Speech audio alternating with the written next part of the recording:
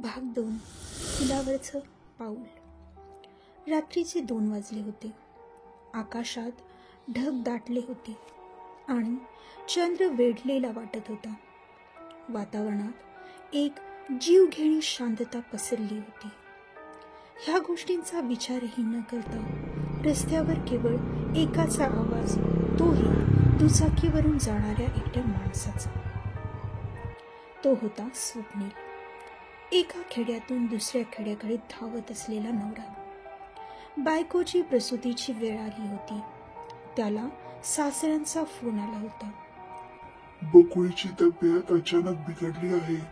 तिला बरं वाटत नव्हतं, म्हणून तिला ताबडतोब रुग्णालयात नेलं आहे. डॉक्टरने सांगितलं आहे प्रसूतीची वेळ आली आहे, तुम्हाला लगेच यावं लागेल. सासऱ्याचा थरथरता आवाज त्याच्या कानात घुमत होता. त्यामुळेच तो रात्रीचा काहीही विचार न करता मोटारसायकल घेऊन निघाला. रस्ता नेहमीचा होता. खूप घाई होती, म्हणून जवळच्याच रस्त्याने त्याने जायचे ठरवले. पण त्याला एक गोष्ट कळालीच नाही की तो त्या गावातून जात होता, देवगुळ गावातून.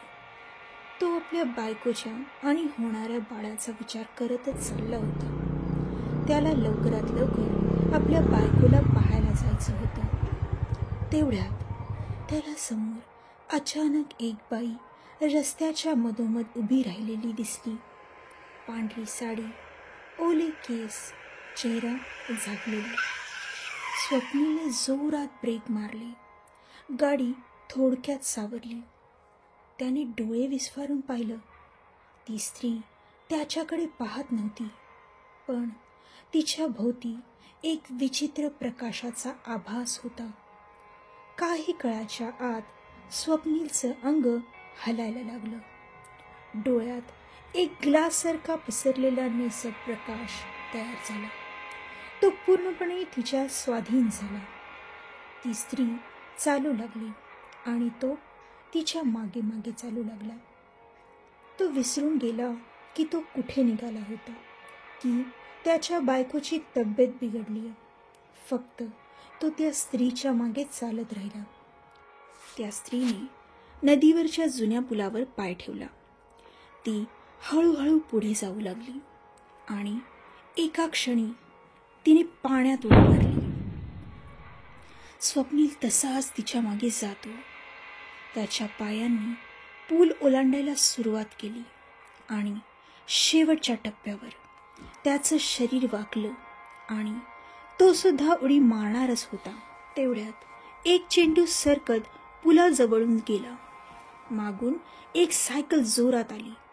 अरे थांब, काय करतोयस? थांब. तो होता विठ्ठल भाऊ, गावातला एक अनुभवी शेतकरी, जो रात्री त्याच्या नातवाला घेऊन परत येत होता. त्याने सायकल फेकली आणि धावत स्वप्नीलला पकडलं. त्याचा नातूही त्याच्या सोबत गेला. पाण्याच्या अगदी तोंडाशी जाऊन त्याला त्याने खेचून घेतलं. पण स्वप्नील अजूनही भानावर नव्हता. डोळे अजूनही निळसर दिसत होते. विठ्ठल भाऊने लगेच खिशातून कांदा काढला, फोडला आणि त्याचा वास स्वप्नीलच्या नाकाजवळ धरला.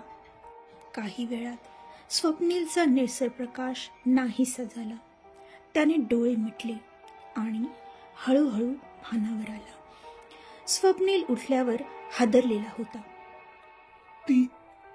ती बाई, ती पाण्यात पडली.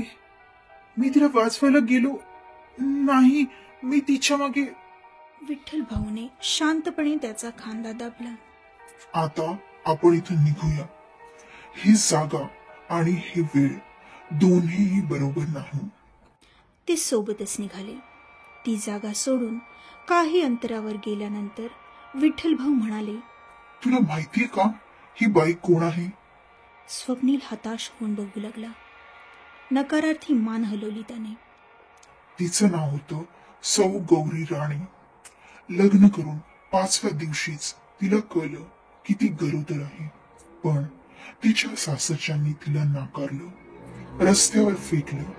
ती पाण्यावरच्या या पुलावर आली आणि वादळात उडी घेतली. तिचं बाळ सुद्धा वाचलं नाही. तिच्या आत्म्याला अजूनही वाटतं कोणीतरी तिला न्याय द्यावा, कोणीतरी तिच्या सोबत त्या पाण्यात यावं. हे ऐकून स्वप्नीलचे डोळे पाणावले. विठ्ठल भाऊ पुढे म्हणाले, तुझं नशीब चांगलं मी येत होतो, नाहीतर. विठ्ठल भाऊ स्वतः स्वप्नीलला त्याच्या हॉस्पिटलमध्ये घेऊन गेले. तेव्हा सासरे रडत सांगू लागले, तुमची बायको आणि बाळ दोघही बरं आहेत. फक्त तुम्ही नाही आलात म्हणून ती सतत तुमचं नाव घेत होती. स्वप्नील थरथरू लागला. तो एक एक करून सगळं सांगू लागला. मी वेळेवर आलो असतो, पण तिच्या त्या भयानक नजरेत मी हरवलो. ती मला खेचत होती त्या पाण्यात.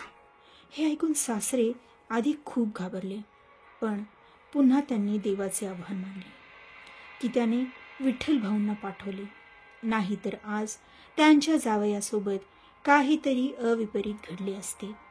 त्यांनी विठ्ठल भाऊंचे आभार मानले.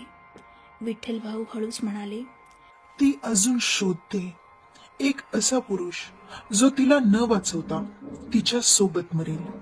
विठ्ठल भाऊने दोघांचा निरोप घेतला आणि ते निघून गेले. त्या दिवसापासून स्वप्नीलने त्या पुलावरून जाणे कायमचे बंद केले, पण तो गाव विसरू शकला नाही. ती फक्त मध्ये आली नाही, ती माझ्या मनात गेली.